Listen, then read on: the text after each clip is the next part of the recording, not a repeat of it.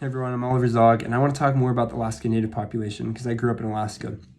Alaska Natives are amazing people that are just got amazing grit and determination and grown up in these harsh environments. And because of that, their bodies have adapted to that, adapted to a diet that's high on protein, that's high on fat, that's low on carbs.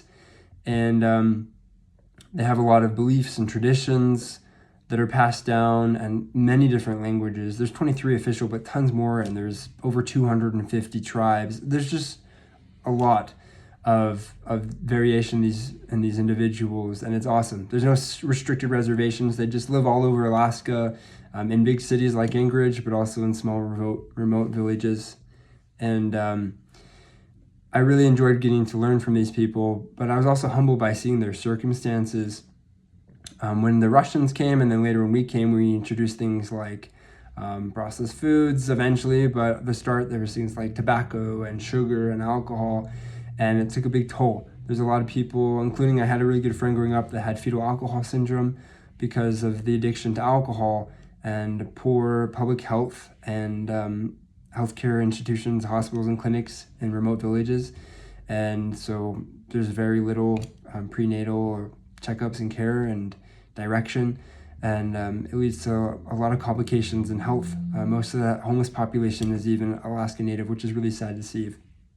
So, and there's even another example with the diet thing is, for example, there's a traditional meal called muktuk, which is using like berries that are found mixed in with whale blubber or fat, seal fat, which is really good for giving you fat. But unfortunately, nowadays they use it like things like Crisco, which is full of trans fat, which is terrible for your body. They use that in there instead. And so there's just been these adoptions of westernized cultures and foods that's really taken a toll of them. And so now a lot of Alaska Natives have several comorbidities, including things like type 2 diabetes, hypertension.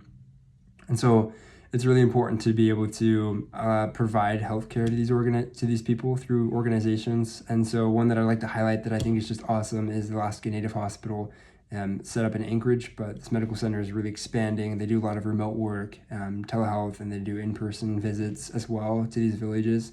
And it's really been decreasing comorbidities and mortality rates. And I think there's a lot of improvement with public health, increasing health by decreasing addictions. And so I think that's super awesome.